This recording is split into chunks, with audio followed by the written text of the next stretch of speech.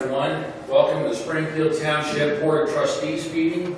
It is June 10th, 2014 at 5:30 p.m.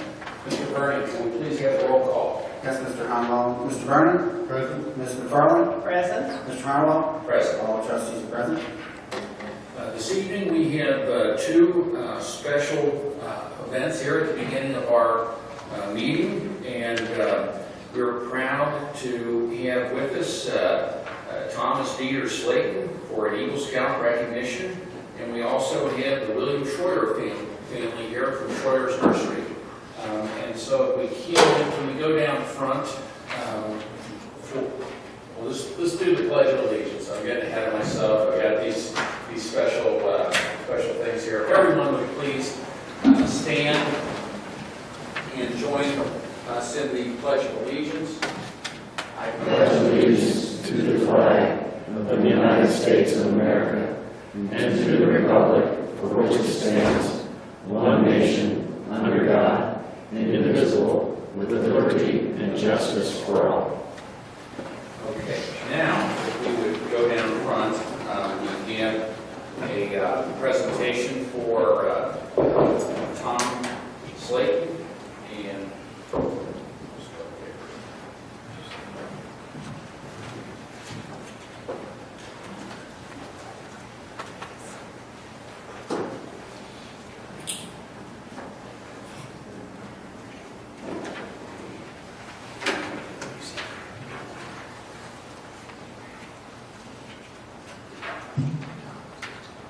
Thomas Dieter Slayton's family has a strong heritage with the Scouts. Both he and his older brother Sam grew up in the program to obtain their Eagle Scout merit with their father Dave Slayton as troop leader. Tom will be entering his senior year at St. Xavier this fall and has been an honor student since enrolling at St. X. As a Scout, Tom has volunteered his time with Big Buddies at Roll Hill Academy and with the Special Olympics bowling team at Stone Lanes in Norwood. He is currently a senior patrol leader for Boy Scout Troop 682. Throughout the past year, Tom worked with the township to fulfill his Eagle Scout project requirements. Tom took on the difficult task of replacing the railing for the senior center deck. The railing was initially installed in 1995 with the building construction, and it serves seniors in the community well by providing space to relax as a place to bring people together. The back deck is used as the main stage to community concerts and many wedding photographs. Although the deck has seen many good days, it is beginning to show a lot of wear and tear, and the wood had rotted out in several areas. Tom raised 100% of the funds through donations and orchestrated a volunteer team to tear down the old and rebuild the new. Tom worked with the county on the permit procedures and the design and was challenged with logistical issues when it came to supplies and weather. We are extremely proud of what Tom has accomplished and will celebrate the upgrade with a community concert this Thursday. Tonight we recognize Tom for his accomplishments and congratulate him on his Eagle Scout merit.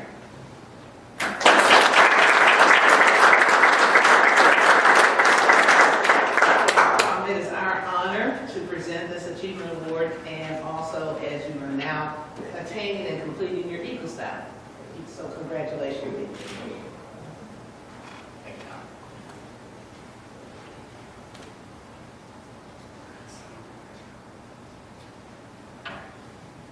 all right, let's give one more round of applause.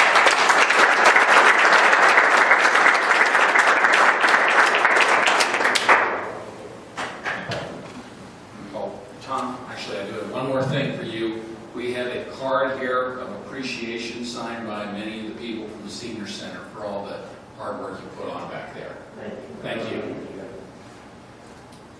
The next thing that we have this evening is something that's rather special, and we're this evening going to honor one of the oldest family businesses in Springfield Township, if not the oldest. The William Schroyer Nursery celebrates 60 years as a family business in Springfield Township. They started their business in 1954, and I have a proclamation here that I would like to read before I have. Actually, why don't we have Bill? Why don't you come on up here, and Lee, and you want to bring the whole family up here. Because you're all a team that do it together.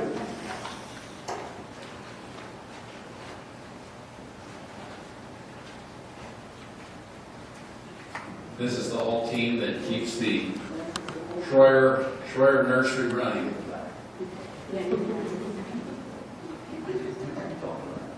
And Bill, would you introduce your family for the audience? My wife, Lee Schroyer.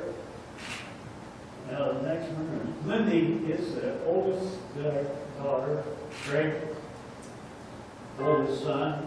Behind him, Jeff. We don't know about him. And his wife, Kristen. And Ed Arnold, Cindy's husband. All right, thank you. Did I miss anybody? You got it, Bill. I'd like to read this proclamation, and it says, William Schroyer's Nursery celebrates 60 years as a family business in Springfield Township. Whereas William Schroyer Sr. purchased a property at 9711 Winton Road to begin a landscaping business with his son in 1954. And whereas William Schroyer Jr. built his first greenhouse in 1956 in order to begin growing and selling plant life. And whereas Bill raised a family of 7 to work at the family-run nursery, where each worked to pay his or her own way through college. And whereas in the 1970s, Schroyers began selling pumpkins and Christmas trees for the holidays. And whereas in 2004, Schroyers began buying and selling locally grown fruits and vegetables from farms and farmers and continues to do so till today. And whereas Schroyers expanded over the years and now operates 17 greenhouses in a year-round services in landscaping, lawn maintenance, residential snow removal, mulching, and fall and spring cleanups. And whereas the Schroyers family continues to walk to work and to operate a daily business in Springfield Township as they celebrate 60 years in business, now therefore, we, Mark Burning, myself, Gwen McFarland, trustees of the Springfield Township, Hamilton County, Ohio, do hereby proclaim to honor Bill Schroyer and his family on the W.H. Schroyer's Nursery 60th year anniversary. In Springfield Township, we encourage all citizens to recognize and to give honor to these, our sons and daughters who have brought great credit to themselves, their families, and their communities. Thank you very much, Bill, and everyone in the family. Let's have a round of applause.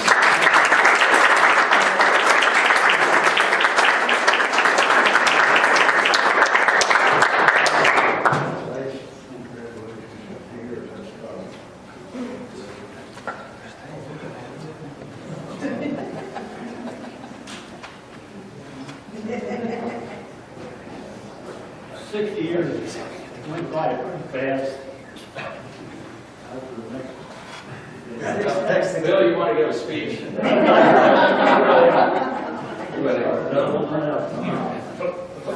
That's all we got. Well, we just want to say thank you so much. You're a great asset to the community. I know a lot of people look forward every spring and coming up there and buying all their plants, and is one of the oldest family-run businesses in the township. We just wanted to honor you this evening. So thank you very much. Thank you. I just wish Cindy would have been here. Sure. Thank you very much for coming.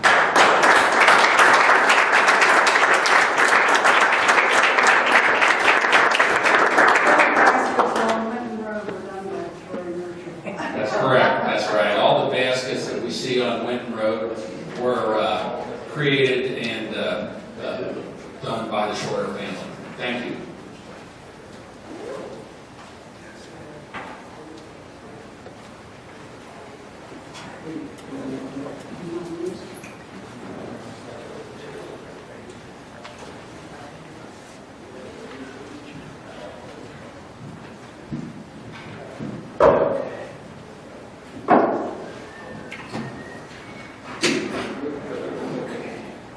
Before we continue with our meeting this evening, I'd also like to recognize a special person in the audience, and he's a young man that's working on his communication event with the Boy Scouts. Awesome. And can you pronounce your last name again? Grathwall. Grathwall.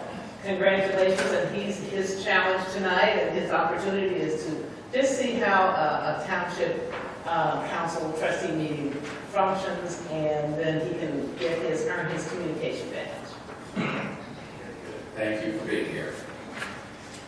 The next thing we have on our agenda this evening is minutes for approval, and we have a March 11th, 2014 regular meeting and a March 26, 2014 regular work session. Do we have a motion to approve those minutes? So moved. Seconded. All those in favor? Aye. Minutes are approved. Next, Mr. Burning, do we have a fiscal officer's report? Yes, what I have is I request a motion to approve receipts, warrants, payroll expenditures, updating current revenues, and reports for the period. Do I have that motion? So moved. Seconded. That's me. All those in favor? Aye. All right, that's approved, and I just want everyone to know that all financial reports are available for viewing at the administration offices during regular business hours weekly. That's all I have. Thank you, Mr. Burning. Next, moving on to departmental action discussion items. Mr. Henneke, do we have a report? Thank you, Mr. Honor, a couple of appointments on our various boards, and I'm going to ask Chris to bring us up to date, both resignations and appointments on our boards and committees. Thank you, Mr. Hankamp. Yeah, this evening we had two resignations from the Board of Zoning Appeals. Tom Wagner and Dave Pittinger, both of whom actually moved out of the township and therefore unfortunately had to resign their position with the Board of Zoning Appeals. But we do have two appointments to make in their absence. So we do have Beth Brita and Mike McCloy, both who expressed interest in being part of the Board of Zoning Appeals. And I would ask the board to make a motion to appoint Beth Brita to an unexpired term ending December 31st, 2015. And a motion to appoint Mike McCloy to an unexpired term ending December 31st, 2018. Do we have a motion to appoint Beth Brita for the unexpired term ending 2015? So moved. Seconded. All those in favor? Aye. She's approved. Next, we have a motion to appoint Mike McCallahey for a unexpired term ending 2018. So moved. Seconded. All those in favor? Aye. Motion carries. Okay, also have the announced resignation on our Arts and Enrichment Council. Resignation is from Dorothy Carter, Township employee. And Dorothy did notify me that due to her current indefinite leave of absence, current situation, she doesn't believe that she can continue to serve on the Arts and Enrichment Council. So, like a motion to accept her resignation, and then also a motion to appoint Kim Cox, who will serve as our financial coordinator, and Kim will serve in that same capacity on the Arts and Enrichment. So, in her capacity on the Arts and Enrichment Board, she's also the treasurer. So it makes sense to kind of bring light to the. So first, we have a motion to accept the resignation of Dorothy Carter. So moved. Seconded. And that's for Arts and Enrichment. Yes. All those in favor? Aye. Resignation accepted. Next, we have a motion to appoint Kim Cox as her replacement on the Arts and Enrichment Council. So moved. Seconded. All those in favor? Aye. Motion carries. Okay, next item I have is to add a approved caterer to our list for the back of the Grove, and this would be for Garnish Catering, LLC, to be included as meeting the approved caterer qualifications to serve as a caterer for Grove. Do we have a motion? So moved. Seconded. All those in favor? Aye. It is approved. Motion is approved. The last action item that I have is, this is generally the time of the year where we set our annual meeting for the tax budget. There is a public hearing that is required by law, by state law. Typically, we do this at our first meeting in July, which would be our July 8th meeting. At this time, I think it might behoove us to move that back a few weeks and actually schedule that for the July, or I believe it's the 23rd, of the work session date. And I guess the only question is, we want to do it at 4:30 or 5:30, typically, but it is a required public hearing. Well, let's make sure that date is that Wednesday. Sure. It's a Wednesday. It's a Wednesday. I would say 5:30. I would- It's more likely that people will be able to get here. And a city motion actually establishing that date that will allow us to advertise in time for that. So do we have a motion? What's the date? 23rd? July 23rd at 5:30.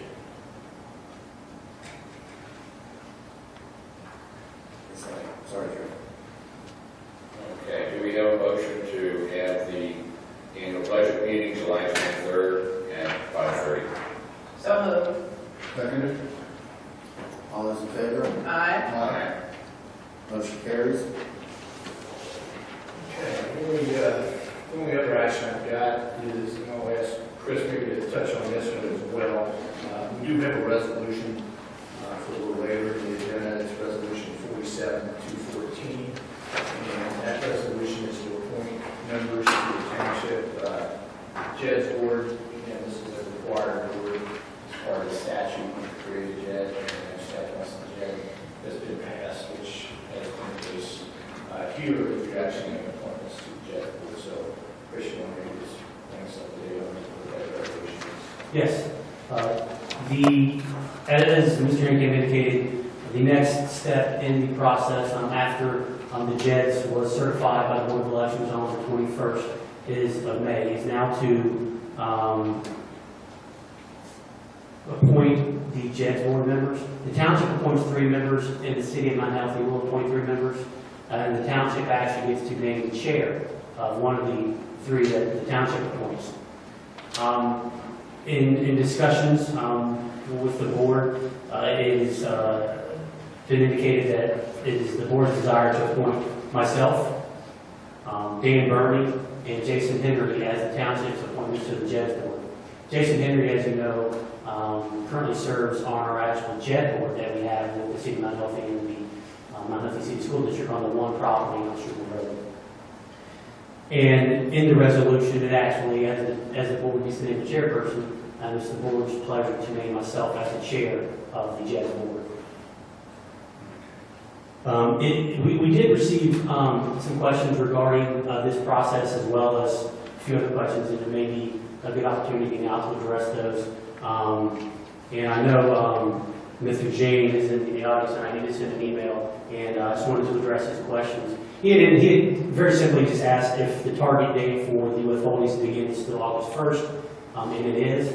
And we, as we indicated last time, we will be getting information out to employers as soon as possible prior to that August 1st date. Additionally, he had asked regarding the JED board appointments. Obviously, we answered that. But as part of that question, he had asked if there were any specific qualifications to be named to the JED board. And in discussing that with Ms. Abrams and looking at, there are no statutorily required qualifications to be named to the JED board. The township may appoint anyone to that board at their discretion. So, and the resolution reflects that. Lastly, being that this is always one starting date or implementation date for the JED's tax, the income tax. Regarding corporate income tax, he'd asked whether it be a cutoff method used or a corporation be allowed to allocate pre- and post-implementation income based on the number of days of the tax year. In discussing that with Mount Healthy Implemented Tax, as well as discussing that with Rita, the net business profits will be prorated from the effective date of the JED's tax. So in essence, businesses that follow a calendar year in determining profits will be able to allocate the income based on the days in the tax year. So for those corporations or businesses that actually follow some other fiscal year, that doesn't follow calendar year, those have to file a short year this year, then actually, they wouldn't actually have to file then until obviously mid of whatever their fiscal year is, most likely be sometime mid 2015. But if they have a specific question that would be particular to their business or how they file based on their fiscal year, I would ask them to call me and put them into contact with Rita, or I may be able to answer that question myself. But I know there's some nuances depending on how particular businesses they file, but I would think most of those businesses actually probably follow a calendar year. So they would be able to essentially just allocate the income based on the number of days in the particular tax years. Thank you, Mr. Gilbert. One thing I would add is, there's been some questions on, and I think it came in the committee, there is a new JEDS law passed, and it does require a different type of JEDS committee form. That's not what we have to do because obviously we created that law. So just so there's not confusion, the committee actually has some specific appointments that are more specific to like largest employers and things like that. That's not what our particular JED is subject to. So just so there's not confusion on why we're appointing them and not the employers. Two different things that are going on for JEDs from this point on, but not that apply, of course. At our work session a few weeks back, we had some discussion regarding the newspaper article that was in the Inquirer regarding Cincinnati Metropolitan Housing Authority, and there was some thought that CMHA was going to be closing some projects throughout the city, specifically, I think it's a large one downtown, more specific to our areas, Wood Terrace and Finley Gardens. And I think Mr. McFarland attended the public hearing that took place that day or the day before. We had our work session, and they didn't address it in any way. They didn't talk it. They seemed to have backed off of that position pretty significantly, at least publicly. But I think we had some discussion at that meeting whether the board wanted us to draft a letter that we would send. Probably not so much to CMHA because they're just following federal guidelines, but maybe to our congressmen, putting them on alert, basically reiterating what we have said many years ago, taking a position on board as staff in regards to vouchers.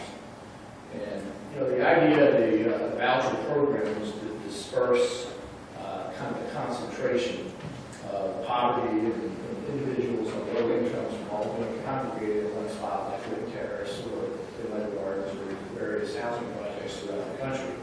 And unfortunately, what's happened with the voucher program, as we know, is that it's had in some cases the exact opposite effect, where you congregate voucher holders and they tend to go to a particular area because of the demographics of the housing stock that you be available to them or availability. And so at that time, and I won't read this whole letter that we prepared, and I'll take a look at it, but it basically gets into this idea of creating some type of saturation thresholds.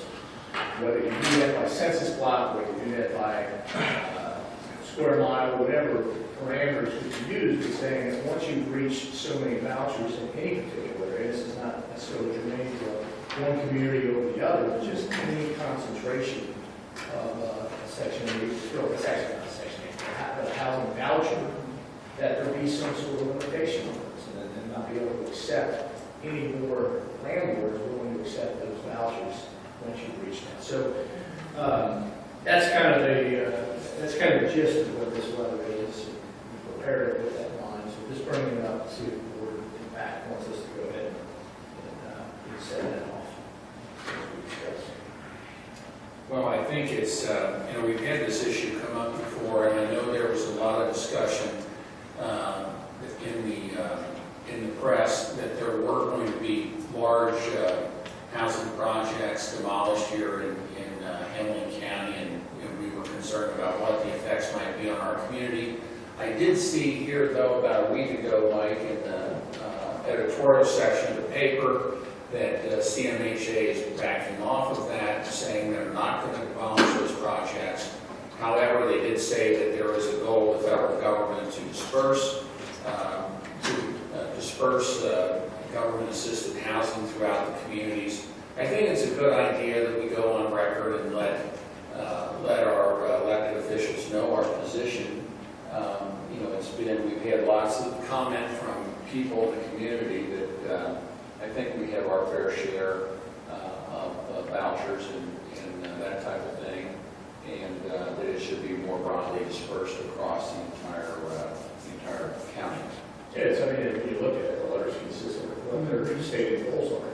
This to disperse, so because of the lack of some of these saturation thresholds, you're getting the exact opposite of what they stated the goal is, which is actually happening in practice. And in our township, we have several communities, a lot of communities, and it's increasing even more where they are saturated. It's almost like it's back in the old days when they used to steer people to certain communities and avoid other communities. And it's been very detrimental to those communities that were really and are still great communities thriving, but they are just overwhelmed and saturated with the voucher system. And at some point, we have to push our legislative individuals to stop it and to spread it proportionally across the county. So I think it's good that we send the letter out just to give a heads up. And we all know many times it takes time to get a piece of legislation through, so we will work on that and keep everyone updated as to where we are in the process. All right. Anything else, Mike? The only other thing that I have is the personnel update, and I'm turning it over to Kim, on this update on community events and activities, but just a short report on personnel update on the activity in our service department, where we did hire 2 summer help, Lauren Bass, effective May 27th, 2014, and Joseph Rivera, effective June 2nd, 2013. Temporary summer. To bring us up to date with the community events and programs. Yes, thank you. We have 4 events coming up for June and July. The next one is actually coming up on Thursday. We have our outdoor concert. We kind of taken a break from concerts in the past, but this is the Arts Council's big gift to the community. We don't have any sponsors for this one. It's completely funded through the Springfield Township Arts and Enrichment Council. We're starting the event at 6:15 with different games for the kids, and then we'll have the concert that begins at 7:00 p.m. The following week on June 19th, we're having an afternoon event. It's called Puppets for Lunch. It's sponsored through ArtsWave, and we have a madcap puppet show on the lawn. Families are invited to pack picnic lunch and a blanket and enjoy the free puppet show. Afterwards, they can stay and make a craft and just really enjoy the outdoors that afternoon. On July 11th is our Touch a Truck event. This is always an extremely popular program. We bring in probably about 50 different trucks, and the kids just come in by the hundreds. That event goes from 11 to 1 on July 11th. And then the Arts and Enrichment Council is doing the second dinner theater of the year on July 25th, and that is going to be a mystery dinner, and it's called A Wedding to Die For, back at the Girls Banquet Hall.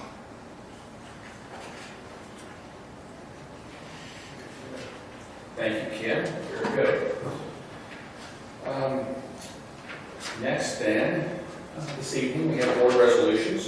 The first resolution that we have is resolution number 45, 2014, declaring nuisances pursuant to Ohio Revised Code section 505.87 in various listed properties within Springfield Township and authorizing statutory actions necessary to abate the nuisances. Do we have a motion? So moved. Second. Mr. Byrne? Aye. Ms. McFarland? Aye. Mr. Harlow? Aye. Resolution carries. Next, we have resolution number 46, 2014, establishing assessment for abatement of nuisance and certifying same to the Hamilton County Auditor. Do we have a motion? So moved. Second. Mr. Byrne? Aye. Ms. McFarland? Aye. Mr. Harlow? Aye. Resolution carries. Next, we have Resolution 47, 2014, appointing members to the Springfield Township Joint Economic Development Zone 1 Board of Directors, dispensing with the second reading and declaring an emergency. And because we are doing this under home rule, we have a couple of motions we have to do here. The first motion we need is a motion to suspend the rules requiring 2 readings on 2 separate dates. Do we have such a motion? So moved. Second it? Mr. Vernon? Aye. Ms. McFarland? Aye. Mr. Arnold? Aye. That motion carries. Next, we have a motion for adoption of the resolution as an emergency measure. So moved. Second it? Mr. Vernon? Aye. Ms. McFarland? Aye. Mr. Arnold? Aye. Resolution carries. Finally, do we have a motion for adoption of the resolution? So moved. Second it? Mr. Vernon? Aye. Ms. McFarland? Aye. Mr. Arnold? Aye. Resolution carries. Next, under old business, do we have any old business before the board? I have none. We already discussed this evening, actually, metropolitan housing. So that's my own business. Do we have any new business before the board this evening? With that, then, we come to the portion of the meeting for citizens' participation. Anyone who is here this evening that would like to address the board, we would ask that you step up to the podium, you state your name and address, and address the board. I would also address that everyone else in the audience remain quiet so that we can pay respect to the person speaking and we can understand what they have to say. Yes, sir. How you guys doing? My name is Joe Rivers. This is my wife, May. That's my next door neighbor. We stay at 2068 Blue Hill Drive, and my other neighbors at 2058 Blue Hill Drive. And I just got concerned about the neighborhood. I moved there in 1981. I've been there 33 years. It was a pretty decent neighborhood when we first moved there. But the neighborhood is really just going really bad. A few things I'm concerned with. I'm really concerned about the trash. All the trash in the neighborhood are just ungodly amount of trash. Old furniture, stuff like that be on the highway, on the streets. Trash cans, people kick them over. Me, my wife, myself, we get out and turn them back over. Stuff like that. People speed up and down the street. I'm talking 40, 50 miles an hour. I see it all day long. They don't stop at stop signs, that kind of stuff. The other complaint I really have is people not cutting the grass. Just too many houses out there, people just not cutting the grass. They're not taking care of the property. Just junk cars. The roads are in terrible shape. Matter of fact, my neighbor right here got 3 large potholes in front of his door right now.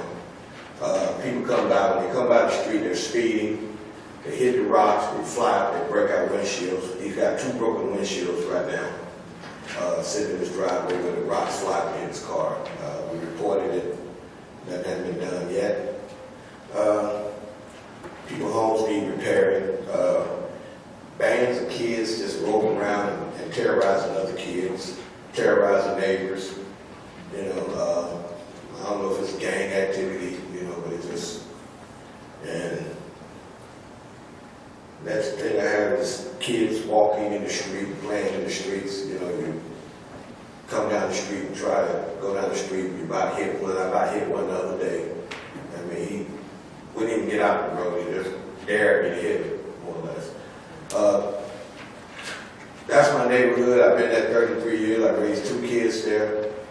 And I don't want to move, because of that. I don't want to run me away from my neighborhood. But I think, the tax money that I pay and stuff, I really believe that we should see some of it. In the neighborhood, we don't see anything.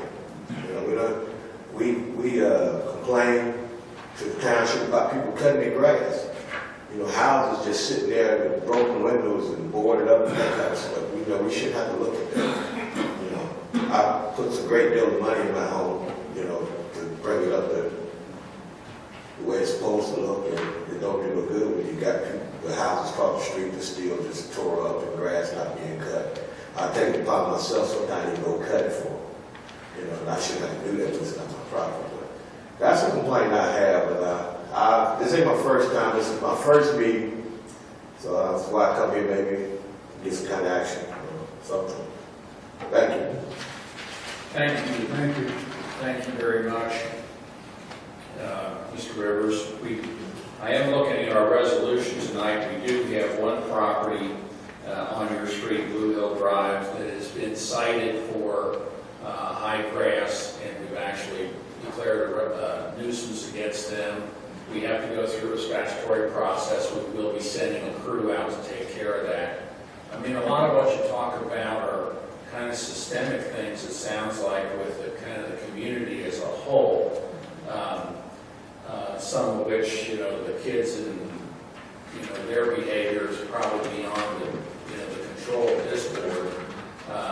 We do have, I've had some pictures of your street. I know your street needs repaired.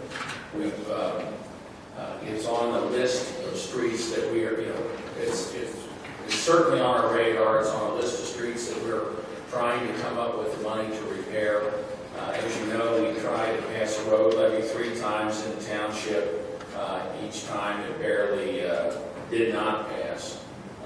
So we have about $500,000 a year of money in our road district that goes strictly for road repairs. We try and get grants. We try and borrow money. We've done a lot of different things to stretch those dollars. But quite frankly, we don't have enough money in the township to be able to pave all the streets.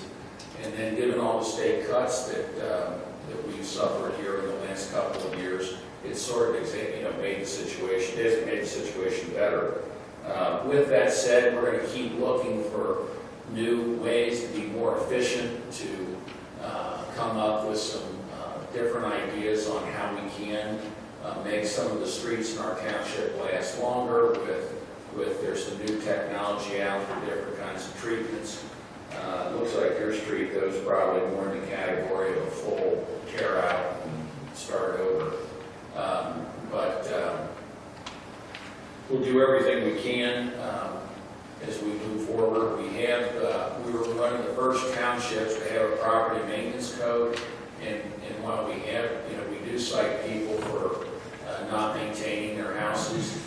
Some of that we had to curtail due to lack of inspectors. You know, we had to cut back our budget in the Development Services Department as far as the number of people we've had out to do that.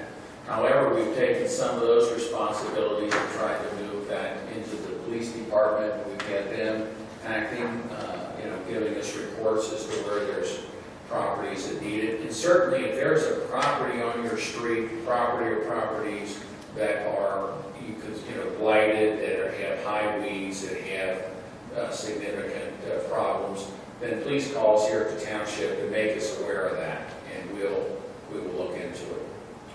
Mr. Honolulu, I would also like to indicate that is one residence on his street, but there are a total of 4 in Seven Hills that have that we acted upon tonight for them to get their property cleared up. So we have 4 in Seven Hills. And we have over 2. And we, on the other one, on the other resolution, we have 1. So 2. So there's a total of 6 homes, 6 properties that have been identified as we need to move forward on that process. And I think one thing that the board did, if I may, and I'd be happy to talk to you after the meeting and kind of explain the property maintenance and the nuisance process. One of the things that this board did, understanding the laborious process that the statute requires when we have to go on and cut grass or clean up junk and debris on property, they instituted a repeat nuisance resolution that allows us now that at the beginning of the summer, if we know it's going to be a problem, and Mr. Wentz is in the audience and he's familiar with this, we've talked about this over the years, that if a property is a repeat issue and it's no one cuts the grass throughout the whole summer. We're able to go through the long process at the beginning of the year once. Then after that, it's considered a repeat nuisance, and therefore we only have to give 7-day notice. Then we can take care of it again instead of having to go through the 45 to 60-day process it takes initially. So we've shortened down the process to take care of some of these properties because of the concerns that you addressed. Neighbors shouldn't have to go cut them, and you're right. So we've tried to expedite the process as much as possible within the law. And I would suggest at the beginning of the year, as soon as you know there's going to be an issue, call us. And we'll be able to start that process right away so that the remainder of the year, that we can stay on top of it and not let it get so hot. As far as some of the other properties, like I said, we can talk about those. There's some other things we can do through the county now, land bank, to take some of these vacant houses if there are some vacant ones. So there's some pretty innovative things out there, and I'd like to talk to you maybe after the meeting. We can talk about how we can work together to solve some of these issues, especially with the housing. So with the children and the speeding and things, I think those are issues that are going to continue, unfortunately. Mr. Hall, I might add this as it relates to the road condition issues. We have had rash calls on road condition throughout the township, not just in Seven Hills. And that's something John and I have been talking about a lot over the last month, and we'll continue to work on this. But John has just recently completed kind of a survey of all the township streets. And it's a survey that will try to simplify and just rate them into 3 categories: good, fair, or poor. And as you go through the map, just kind of glancing through this map, I just got it today from John, who's been working on it for a while. Certainly the number of poor are increasing, not surprisingly, with the limited amount of funds that we have. But that's something that, as you mentioned, we're looking for creative, innovative ways. One of the things that we hope quite possibly for that July 23rd budget hearing, and the budget hearing is kind of a specific thing, but we thought that might be a good opportunity to update a lot of things that we've been working on now that Jeff has passed, and we have a little bit more understanding of where dollars are going to be over the next 5 years. And one of the things we want to do is not only update this, but also come up with a specific action plan for how we can address it. And you're absolutely right. The ones that are in poor condition are generally ones where there is no treatment available in the full depth repair. It has to be ground up, looking at pretty much full curb and gutter replacements, storm sewer, the whole, pretty much the whole rebuild of that street. But just looking at Seven Hills, as you can see, about half, or probably a little bit more of half, is rated in good category. We have spent a significant amount of dollars in that neighborhood on road repairs over the last 5 or 6 years. There still are a good number of streets that are in poor condition. So unfortunately, in that neighborhood, there's nothing in fair. It's either good or bad, and we just need the time to get to them. But just to give you an idea of some of the difficulty, we had some concerns about some streets on Ranch Hill, on Torah, and Torah, streets that we've had calls over the years on. And when you get these calls, there's no debate that the streets are in bad condition. I mean, that's absolutely, residents aren't making this up. They're in horrible shape. But just to give you an idea, for 3 streets, we're talking about $1.3 million is the cost. And when you have a budget of $500,000 for road repairs, it doesn't take very long to be able to figure out how far you're going to get. And that's why we've been very successful with SCIP to take on these large type projects, but you can only do so much. This would take our entire yearly budget, even if we got a SCIP application, just on the match, just the piece that we would have to pay. So there's going to need to be another issue. We need to figure out some solutions. I think that's some of the things that we're looking at on some of the streets that are in fair condition. You can do less than a full depth repair, and that's what you alluded to earlier. There's some new products out there where you're not going to, the condition of the road is not anywhere in the shape of Blue Hill or some of these others. But if you do something now, you might be able to get another 8, 10, 12 years out of that street, keep it in fair or good condition for a period of time. So we are aware of them. We're looking for all kinds of different ways to deal with it. Some of the general fund monies we do use is match for SCIP. And now that the debt is passed, that some of that money will be allocated toward capital as we go forward. And that's one of the things that we're hoping to give kind of a snapshot, maybe some preliminary recommendations of how we move forward. The other option, and what what some communities have done is they've done the assessment process.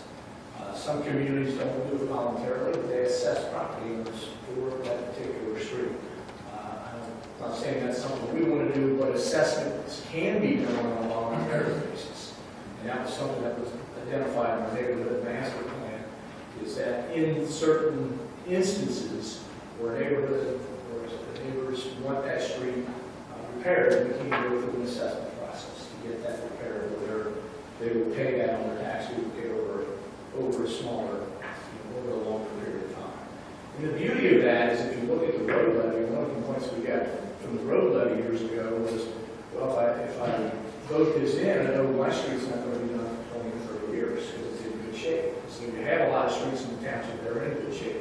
The beauty of the assessment is in some cases it can be relatively the same amount that they would be paying for the road levy. The difference is that they're guaranteed to keep their street fixed. So these are things that we want to continue to explore. It's not the right solution for every street, but we're trying to find options for the different issues that we have, at least identify those so we can start moving forward. It is becoming quite the daunting task as we well do, because of the amount of streets we have and condition, we're falling further and further behind each year. The streets are going to get better, they're going to get worse. So, but that's one of the things that we are planning on address. And as we get these calls from neighbors who are very upset about the condition of the street, before we understand, I think I would be able to be upset if that was their street. If you want something to happen, it's just pretty limited right now, so what our options are. We're trying to put that game plan together. And Mr. Hennigan, one thing as well is the SCIP grant has become very competitive because there are other communities throughout the county that some may not have a road levy as well that are experiencing some of the same problems. So it's not just unique for Springfield Township, but it is unique for us as individuals who live here because we don't like for our streets to look like Blue Hill.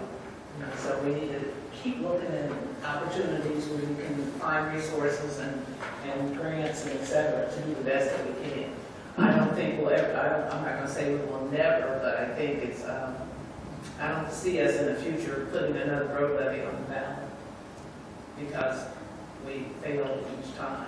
And so we kind of prepared our residents for the fact that if your street looks fine and 25 years from now it may not be, please support the road levy so that we can keep the community balanced. And we did a lot of education, but most of the voters spoke that they did not want to renew the road levy. That's Thank you, Gwen. Well, and so I just want to say thank you, Mr. Rivers, for bringing these concerns to us.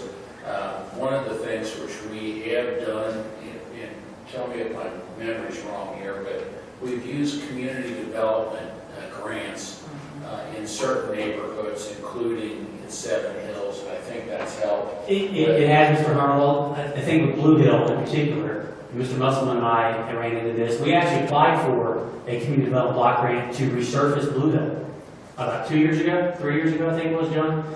The issue with Blue Hill, unfortunately, is the way that community development block grants work is that they work on a income eligibility basis for a particular census tract or block group that the U.S. Census Bureau designs, not the township. So why I'm bringing that up is because Blue Hill, being the southernmost street in that neighborhood, it actually, from a census tract standpoint, from the U.S. Census Bureau, isn't part of the Seven Hills neighborhood.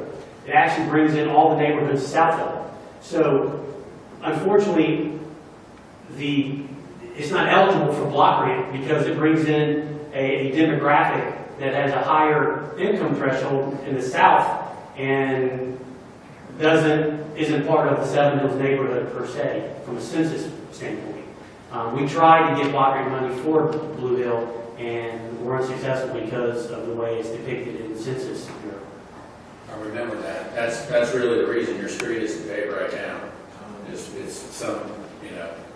something the federal government, the way they set up. It would have been paid 3 years ago if the census tract didn't break it there. Right. Okay, well, thank you. Is there anyone else who would like to address the board this evening?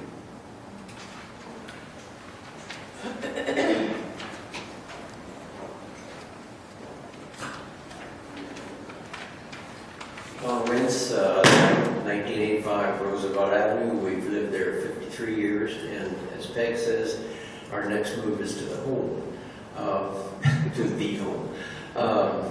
I affirm what Mr. Rivers said, because that was one of the points that I was going to make.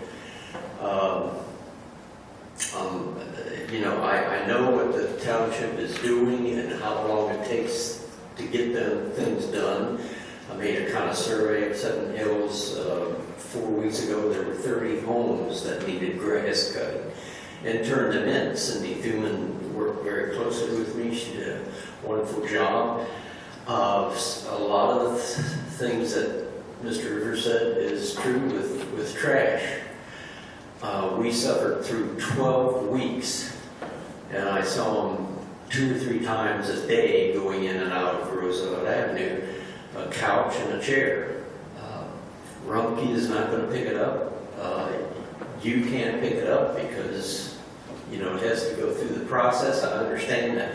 But it just seems to me that something could be done within a reasonable time, that we don't have to look at trashed couches and chairs.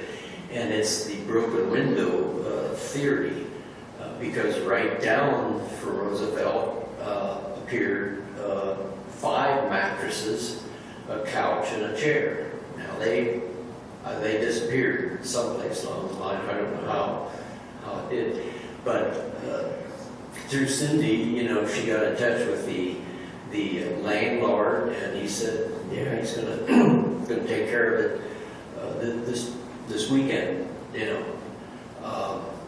Get a truck and take it. Well, this weekend stretched into 12 weeks and all that time. It was eventually, and I don't know who took care of it. I assume maybe probably the township after they went through the process. But everything, I affirm everything that Mr. Rivers said, so I'm with that. So I had kind of my thunder taken by him, which was good. My other point, the thunder was taken by Mike with the CMHA. I was concerned, and other people were concerned, that when we heard about the standing row of high-rise being torn down, and the director of CMHA gave me the impression, hey, find your own place to live. Because he had an open meeting and took 2 questions and shut down the meeting. That's scary to us and the township, because we do have our share of CMHA. So I'm just affirming what you people are doing and what Mr. Rivers said. Thank you. Thank you, Mr. Rivers. Is there anyone else who would like to address the board this evening? Yes, ma'am.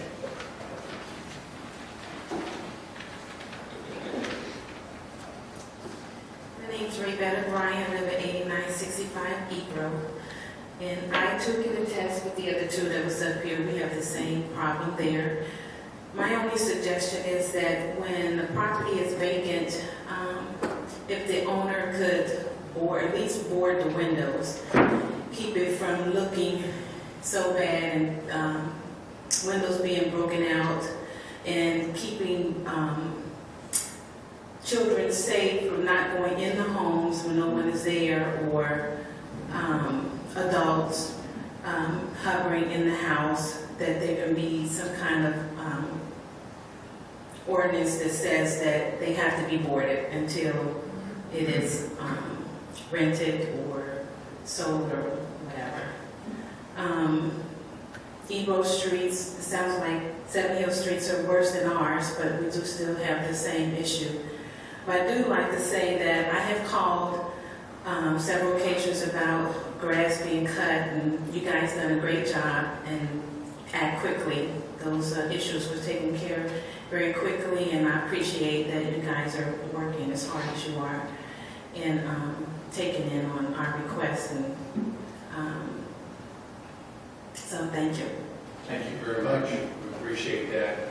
If there are vacant properties in your community you're aware of, it sounds like you're working with with the township, but if they're vacant properties, please let us know, and we'll look into those to see if they're being properly maintained. Okay, Pastor Bailey.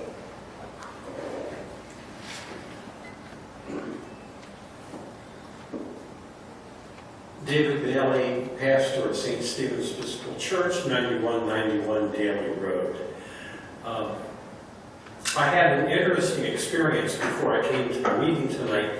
I was with one of my parishioners who has pretty severe Alzheimer's, and spent some time talking with his wife, who said, it's great that somebody can listen to us.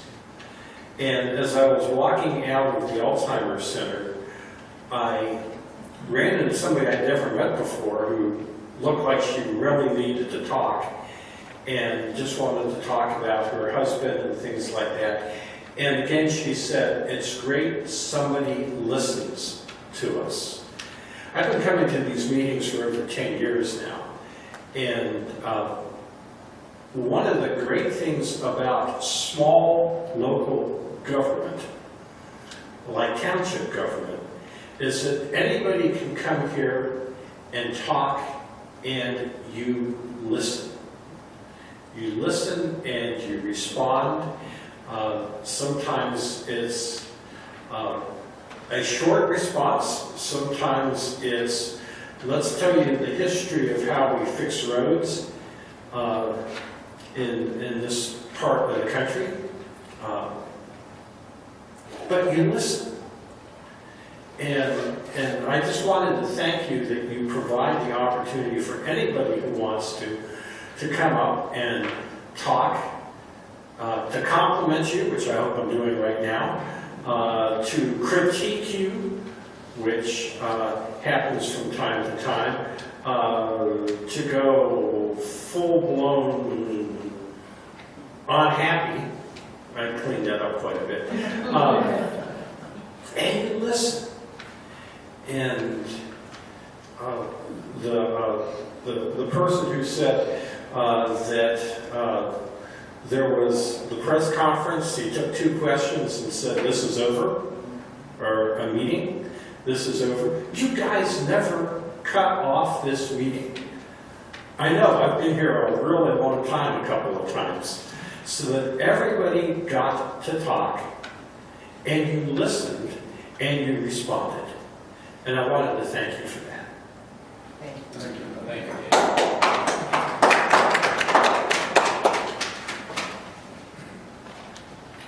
We appreciate your comments, and I agree with you, David. I think small local governments, be they townships, villages, cities, whatever they are, there's a lot to be said for those versus big bureaucracies, big mega government.